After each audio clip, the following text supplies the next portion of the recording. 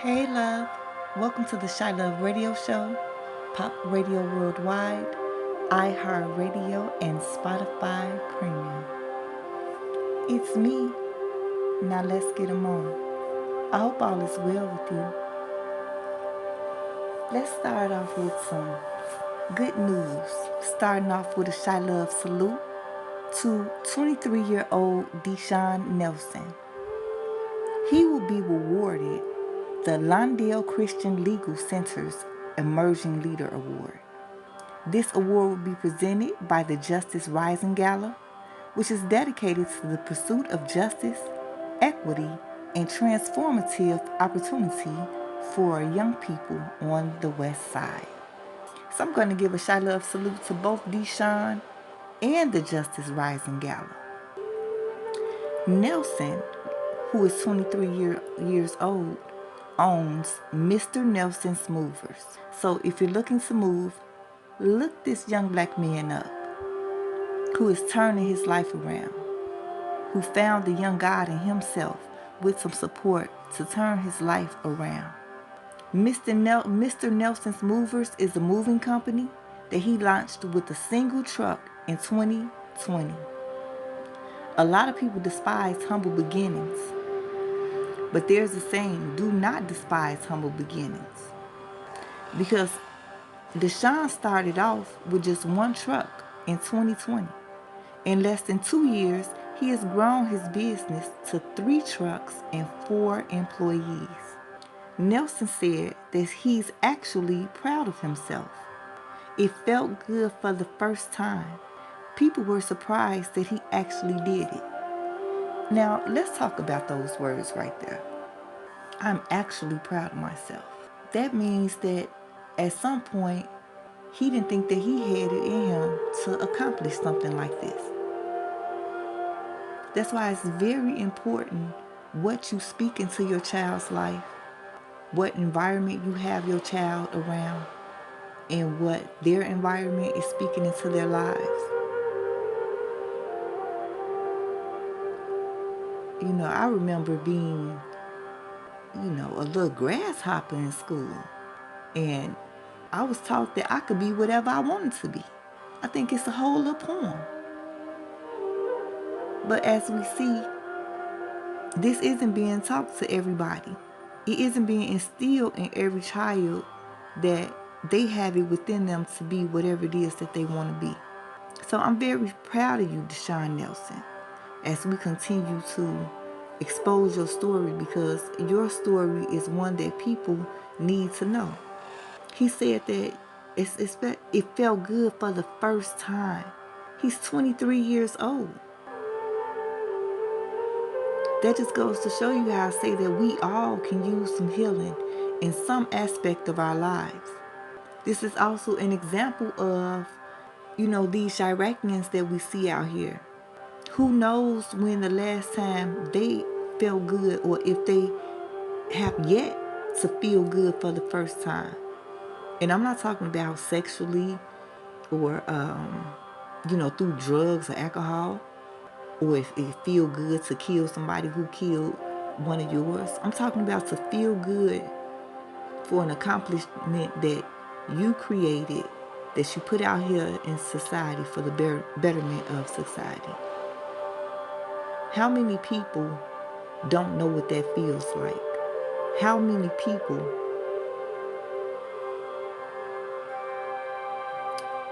is saying that something is feeling good for the first time and they're already adults? People were surprised that he actually did it. And I can understand this on both sides of the coin, because as you're coming up and the people around you are seeing the decisions that you're making, they judge you by those decisions, especially if it becomes a pattern. But even though a person continues to make mistakes, they do need to become aware of that. But you don't, just give up on a person and just say, you steady messing up, so you're not nothing. I remember times where I would have to get an understanding with a child of mine, and I'm screaming to them how great they are and how they just don't realize who they are yet. But I got enough energy to rock with them because I'm not going to give up on one of mine. So, it's important to, yes, acknowledge and have them take accountability for the things that they have done. But at the same time, instill in them and continue to instill in them their greatness. A lot of times we as individuals beat our own selves up for the mistakes or poor decisions that we've made. And then when you have society outside of you coming down on you, that's hurt on the inside, hurt on the outside. It's like a pain that you can't even run from. So especially, as parents, as family members, just as individuals in society who understand the power of the energetic connection, we have to do more in uplifting each other and empowering one another. Now, Deshawn's father died in a house fire back in 2020. And he said that he struggled with his coping. And that's part of the reason that led him to selling drugs. And this was while he was in the 8th grade. So this young man has lost his father in 8th grade. We have always had mental health services, but they're starting to encourage more and more people to go and get mental health services and, help them with their coping mechanisms.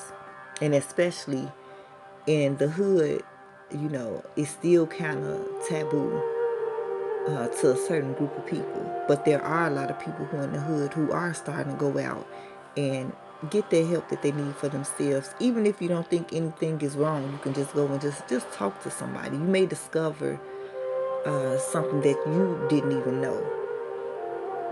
So this baby is trying to cope with his father's death.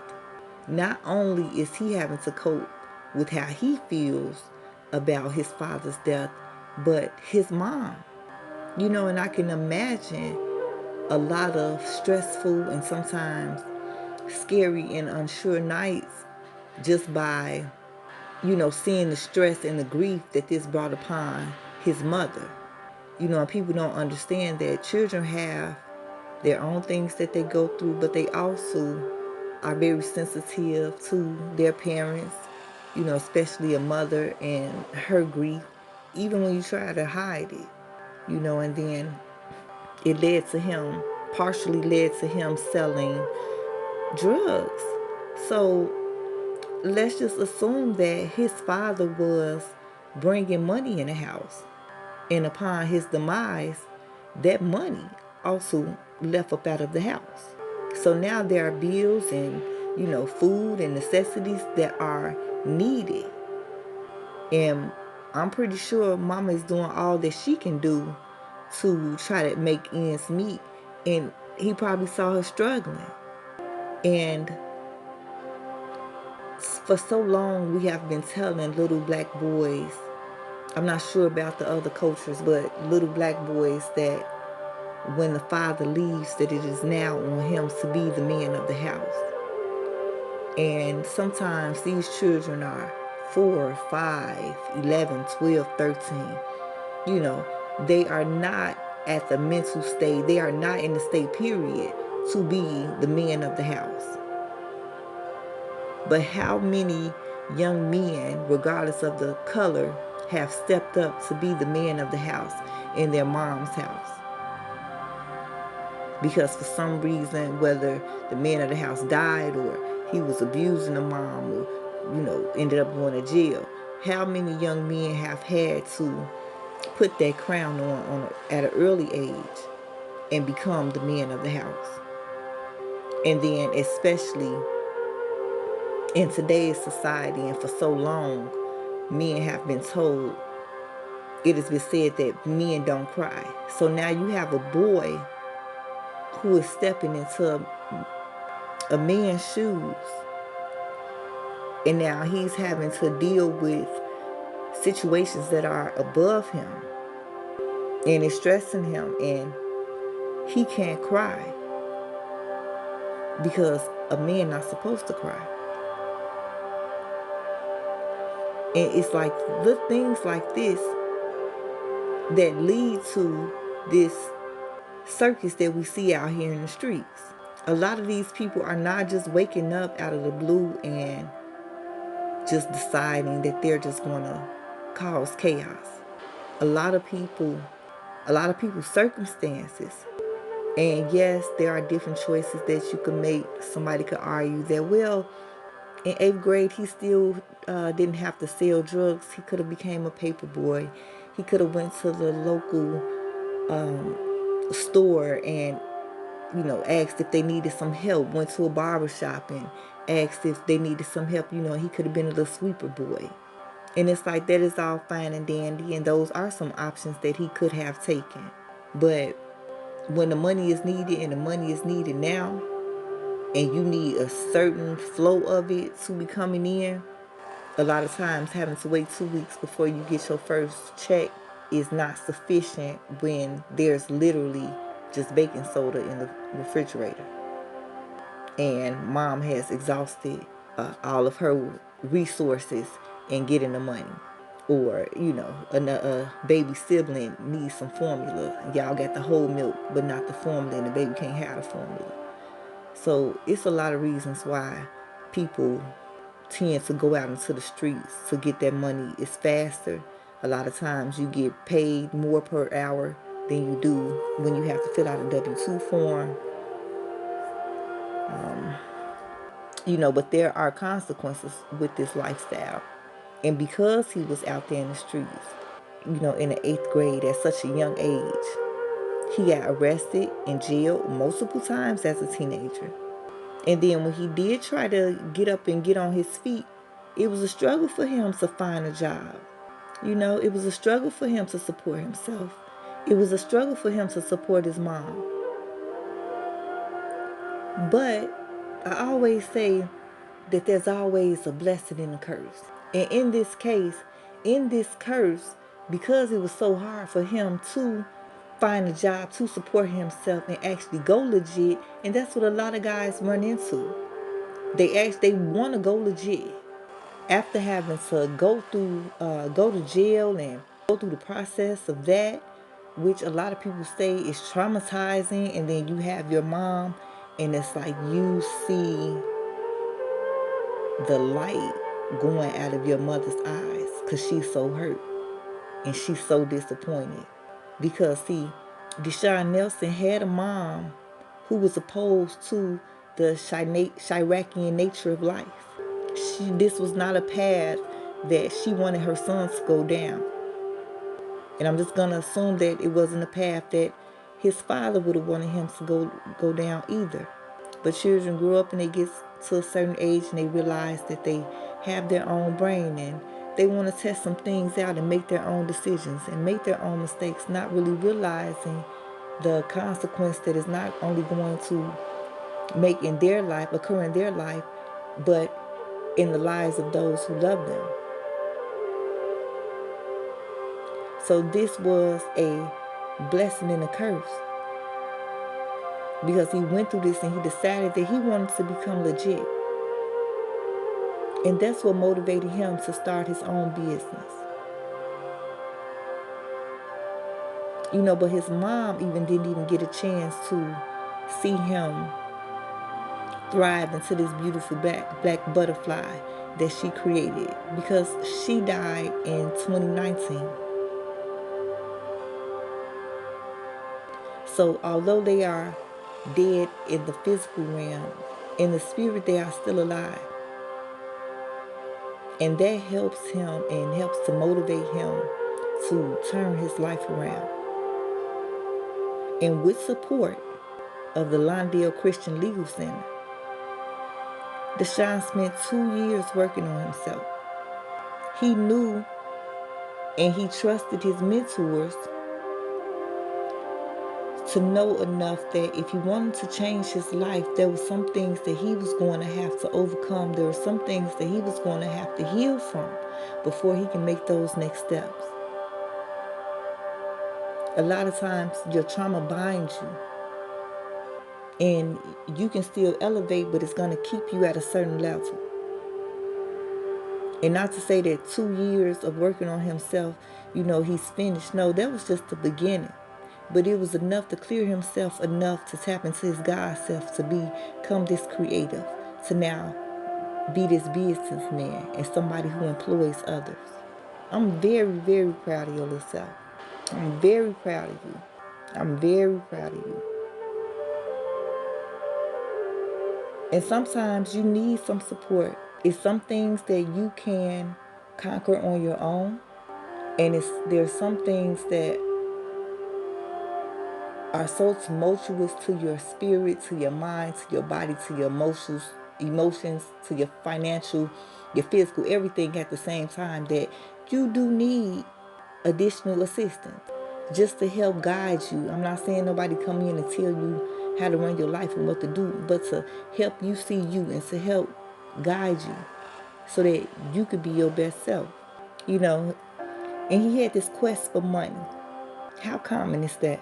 And sometimes when you are you have your, what they call them, the banders on that they put on the horses so that they can focus. When you got your little focus goggles on, we're going to call them focus goggles.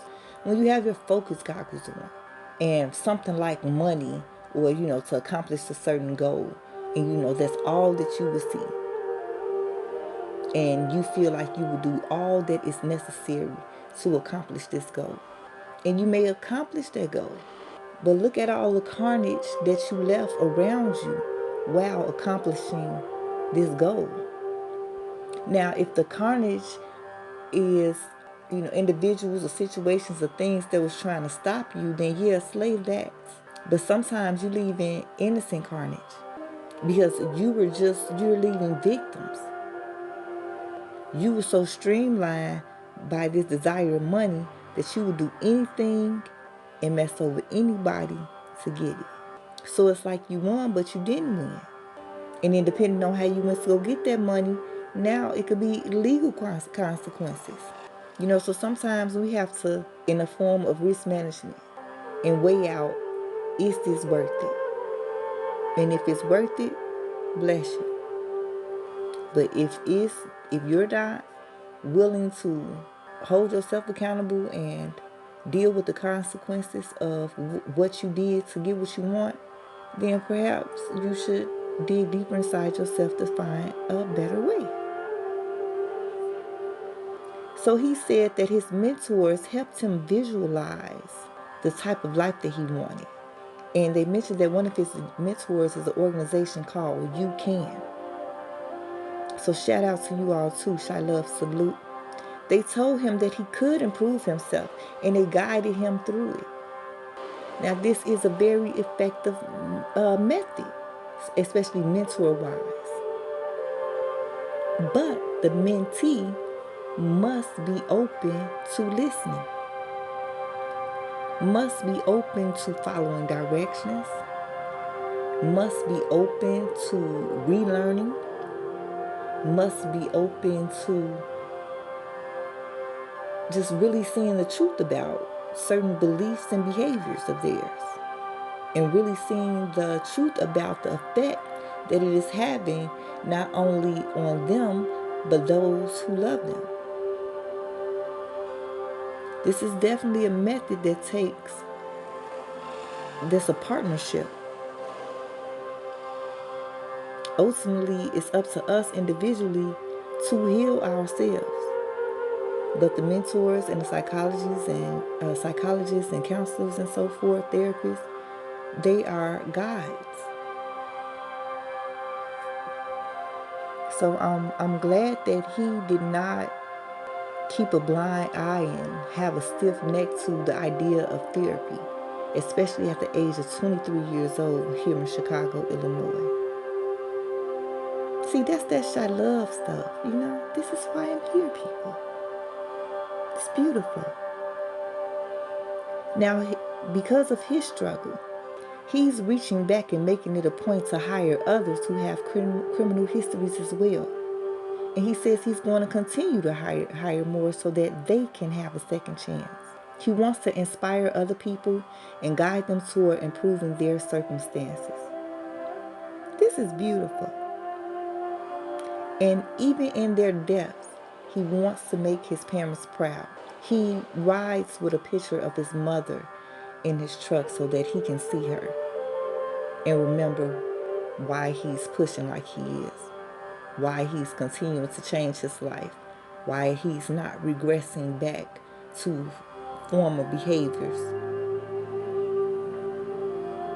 That's beautiful. That is beautiful. Him elevating himself, him healing himself. That's his way of honoring his parents' memory and living a life that they would have been proud of. And that's just beautiful. He calls his mom to cry many a tear. He said that she saw the bad things that he was doing outside. And a lot of times, a child takes a mother's love for granted. A lot of times, a child does not understand the power of a mother's love.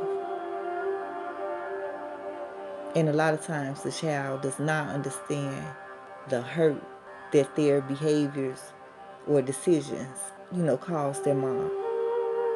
A lot of mothers cry behind closed doors. You don't understand until you have a child how important this child is.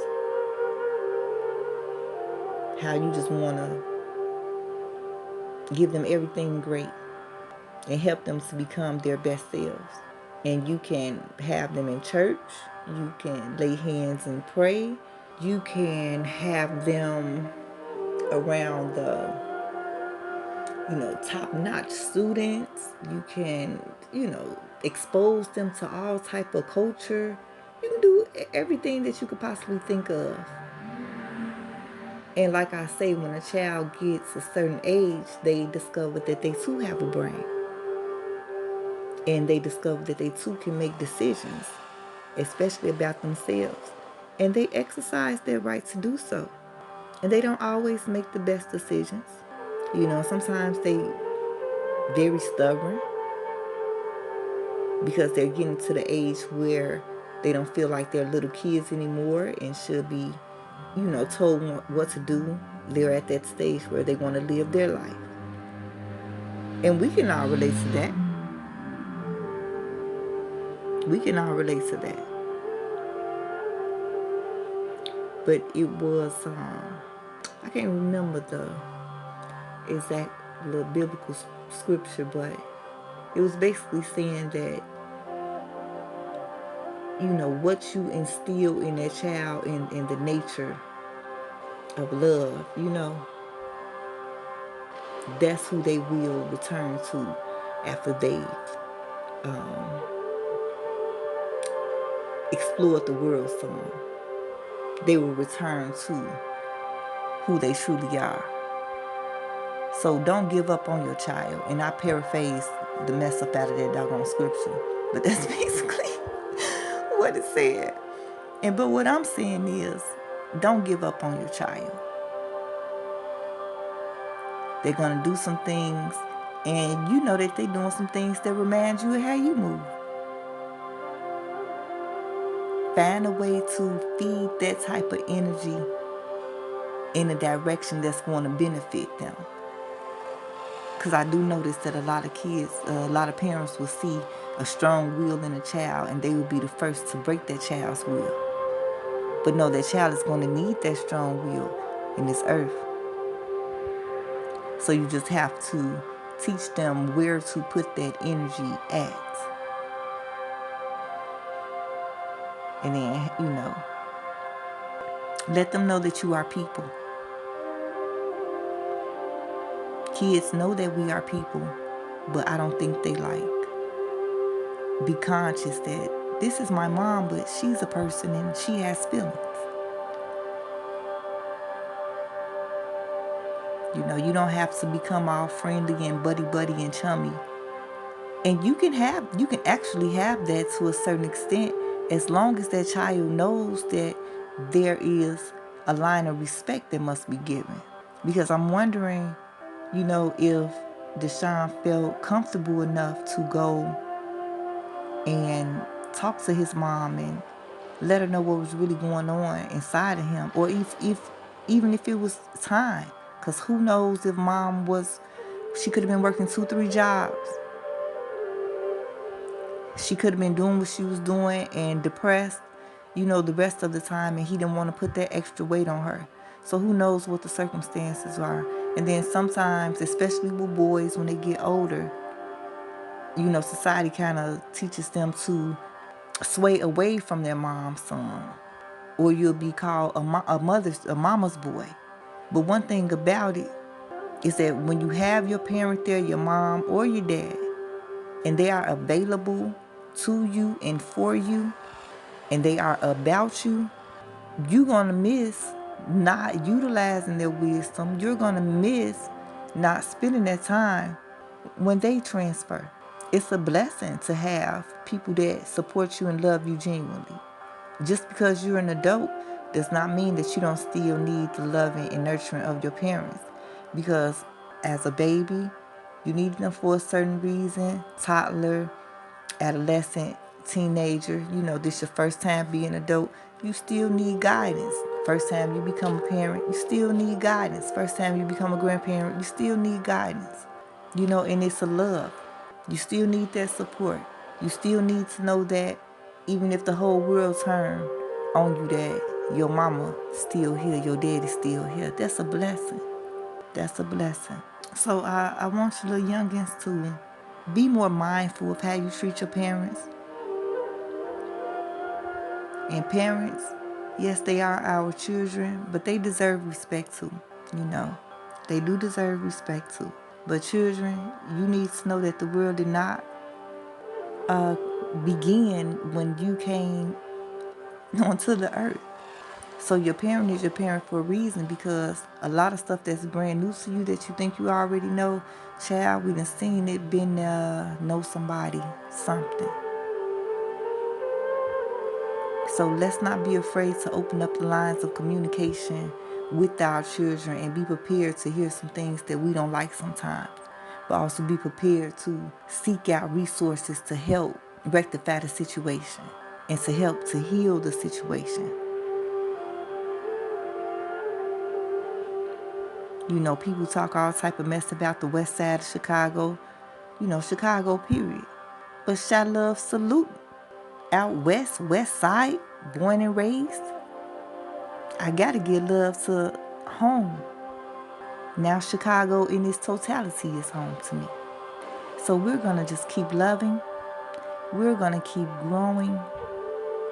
We're gonna overcome what we need to overcome and heal. And we're gonna elevate. And if you want to support Deshawn Nelson, the fundraiser will be Thursday, which is today, November 4th, 2020. And you all can purchase virtual tickets online for the Justice Rising Gala. I hope you all enjoyed the show. Everybody send positive vibrations and prayers to Deshawn Nelson, that he continues to stay on a path of elevation for himself. I send positive vibes and nothing but sincere love and hugs to you as I close out our ChiLOVE Radio Show, Pop Radio Worldwide, iHeartRadio, and Spotify Premium. Hugs, love.